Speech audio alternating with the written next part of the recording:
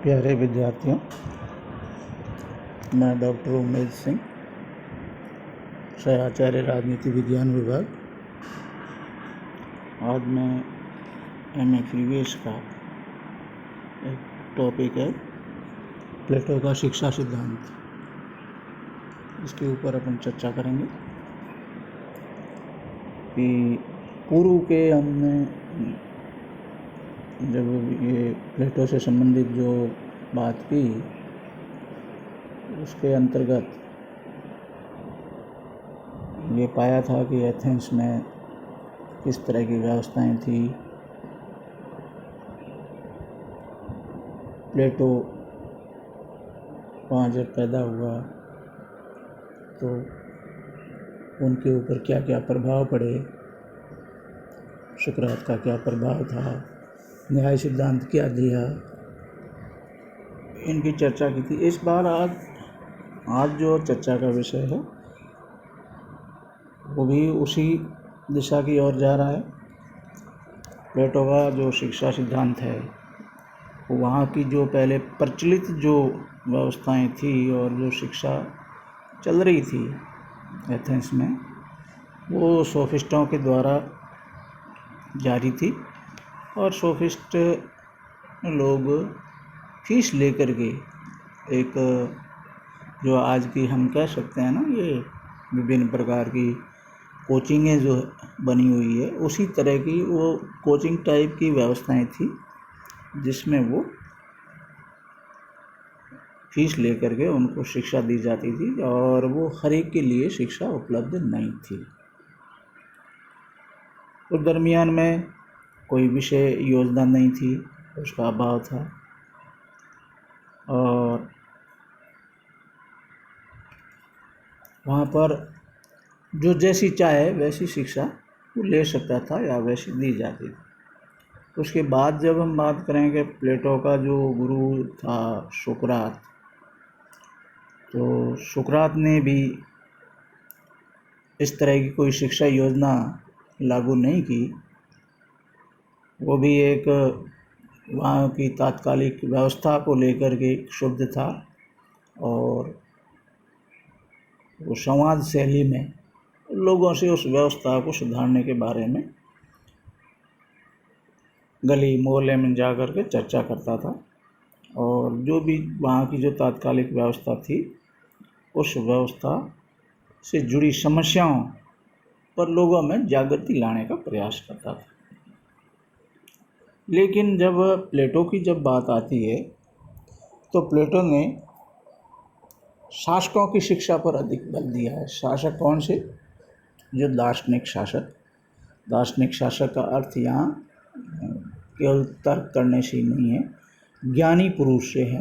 वो एक ज्ञानी व्यक्ति या ज्ञानी व्यक्तियों की तलाश में था जो आगे जा कर के उस राज्य का एक सद्गुण के आधार पर आम जनता का भला कर सके।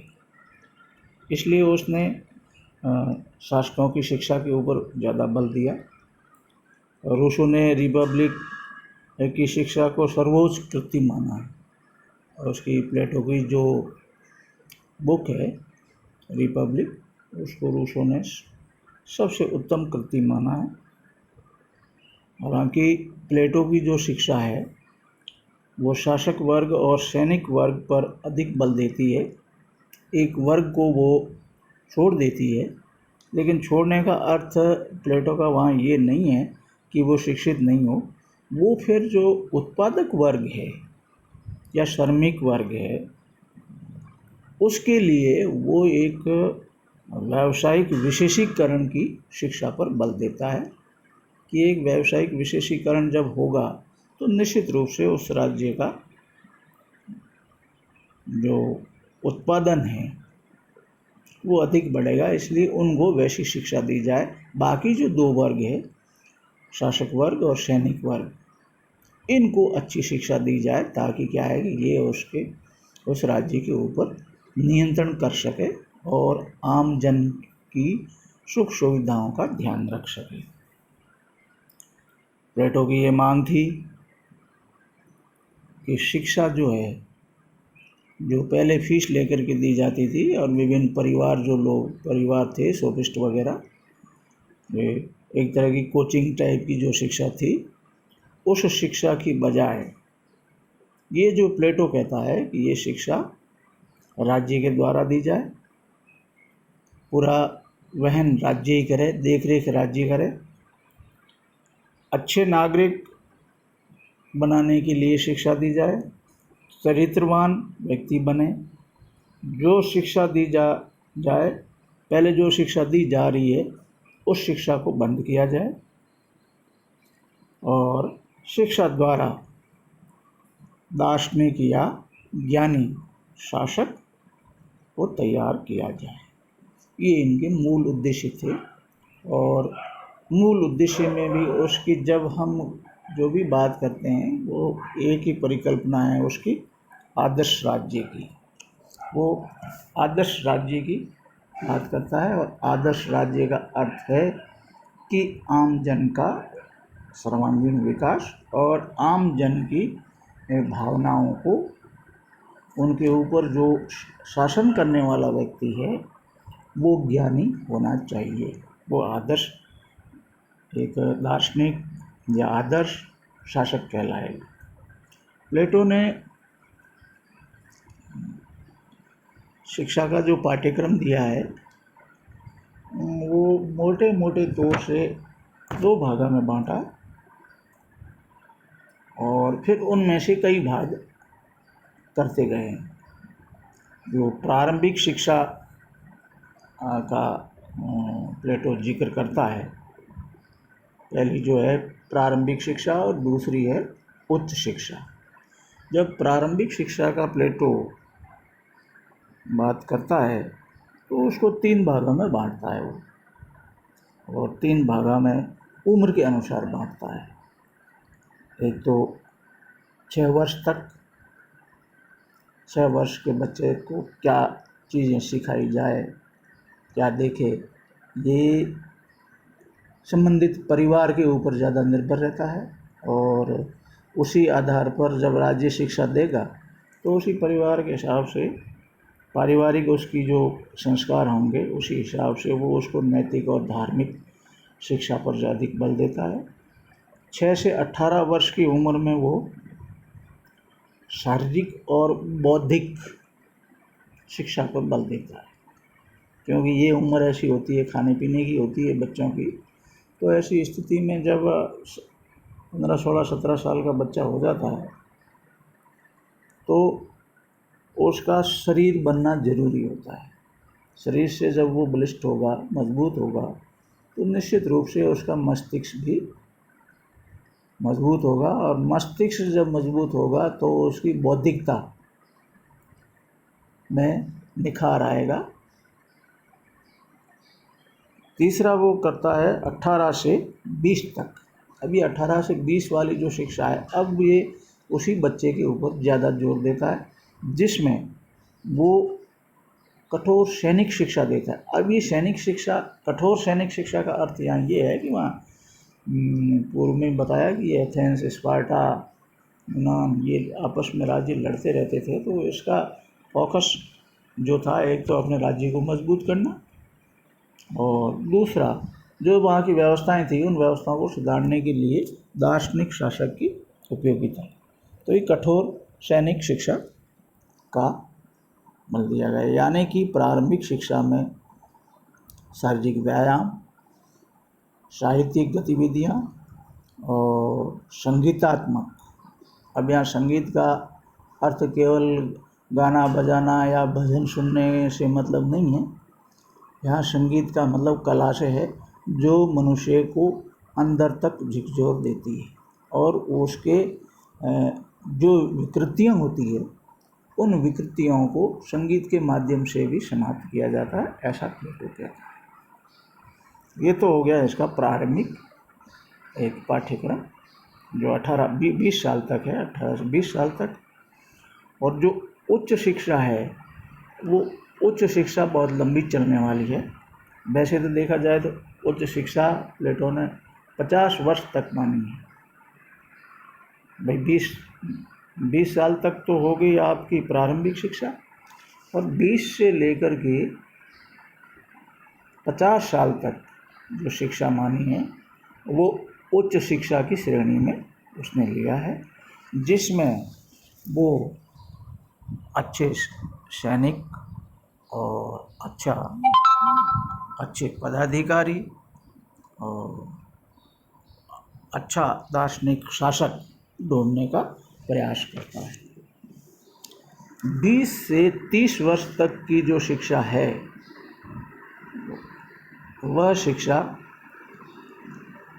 एक सैनिक गुण वाली शिक्षा है, 20 से 30 वर्ष वाली। और सैनिक में साहस और धैर्य जो है ये उसने महत्वपूर्ण माना, जिसमें वो कहता है कि गणित, ज्योतिष, तर्कशास्त्र ये इस 20 से 30 वर्ष में इनके ऊपर फोकस ज़्यादा होना चाहिए, ये अधिक पढ़ानी चाहिए राज्य को। तो ये जब इतनी शिक्षा के जो विषय होंगे तो इन विषयों का जो अध्ययन करके सैनिक वर्ग तैयार होगा और उनमें से उच्च पदों पर आसीन होंगे, तब वो कहता है कि इसके बाद एक परीक्षा होगी। आसीन होने के लिए एक परीक्षा होगी और वो एक कठोर और कठिन परीक्षा होगी।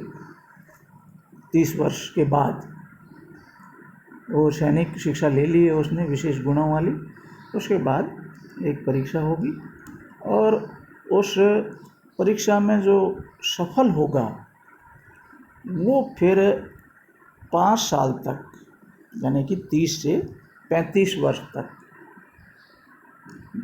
वो जो सफल होंगे, जो विद्यार्थी उसमें सफल होंगे, वो द्वंद्ववाद की शिक्षा लेंगे। अब द्वंद्ववाद क्या है, वैसे चैप्टर ये अलग ही है, लेकिन यहाँ द्वंद्ववाद से उसका आशय ये है कि अपने शरीर से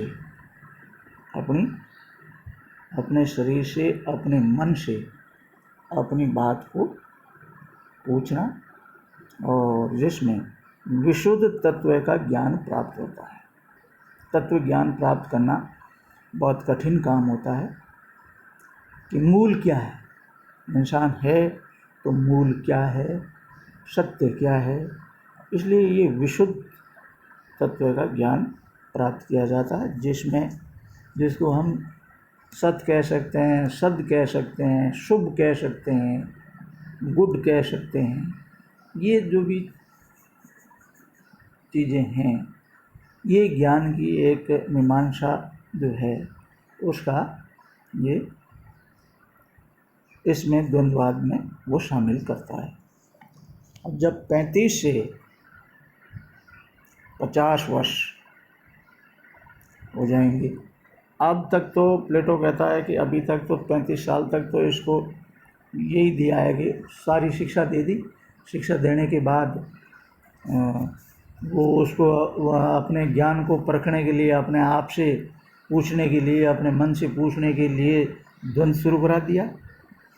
अब 35 से 50 वर्षों तक वो कहता है ये तो जो है शिक्षा एक तरह की दार्शनिक शिक्षा है, और दार्शनिक शिक्षा के साथ साथ ये अभी जो हमने सैद्धांतिक शिक्षा दी है। लेकिन 35 से 50 वर्षों तक वो कहता है अब व्यक्ति को जो उसमें आगे बढ़ गया है उस व्यक्ति को फिर अकेला छोड़ा जाए और उसको दुनिया के थपेड़े खाने दिए जाए, अर्थात वो दुनिया में वो देखे कि दुनिया किस तरह से चल रही है, ये संसार कैसा है, और ऐसी अवस्था में उसको संसार की व्यवहारिक शिक्षा दी जानी चाहिए। और व्यवहारिक शिक्षा में ये है कि उनको जो अनुभव हो, केवल आप एक शिक्षा लेने से ही कोई लाभ नहीं होता है। जब तक हम व्यवहारिक रूप में उसका अनुसरण नहीं करते हैं, उसकी पालना नहीं करते हैं, तो प्लेटो ये कहता है 50 साल तक, 35 से 50 साल तक उसको सांसारिक, व्यावहारिक, अनुभवजनित शिक्षा दी जानी चाहिए, जिससे कि वो ये समझ सके कि ये संसार किस तरह का है। ये शिक्षा का इस उद्देश्य जो है प्लेटो का, वो ये है कि वो एक दार्शनिक शासक ढूंढना चाह रहा है, और उसका जो मूल लक्ष्य जो है, पहले भी बताया मैंने, आदर्श राज्य, और आदर्श राज्य के लिए एक दार्शनिक शासक की वो खोज में है। तो जब 50 साल तक, यूँ हालांकि कहता है 50 साल के बाद भी स्वाध्याय करना चाहिए, लेकिन 50 के बाद वो एक जब उसकी परीक्षा होती है तो वो यदि दार्शनिक शासक के रूप में स्थापित होता है, तब जाकर के उसका शिक्षा का उद्देश्य पूर्ण होता है। बहुत सारे गुण हैं इसमें। उचित आयु पर उचित शिक्षा, मानव जीवन के समस्त विषय उसमें शामिल किए हैं। वर्ग के आधार पर शिक्षा दी गई है, क्योंकि शासक वर्ग, सैनिक वर्ग और उत्पादक वर्ग, हालांकि उत्पादक वर्ग को एक कार्य विशेषीकरण के आधार पर उसने अलग से रखा है, लेकिन उसका वो व्यवसाय है उसके हिसाब से। बाकी संगीत की शिक्षा देता है। संगीत से क्या है, विकृति नष्ट होती है। स्त्री पुरुषों को वो समान शिक्षा की बात करता है। शरीर और मस्तिष्क का विकास प्लेटो की पहली प्राथमिकता है। दार्शनिक शिक्षा उसका मूल उद्देश्य है, और आदर्श राज्य की परिकल्पना भी उसका एक अंतिम उद्देश्य है। तो ये है प्लेटो की शिक्षा।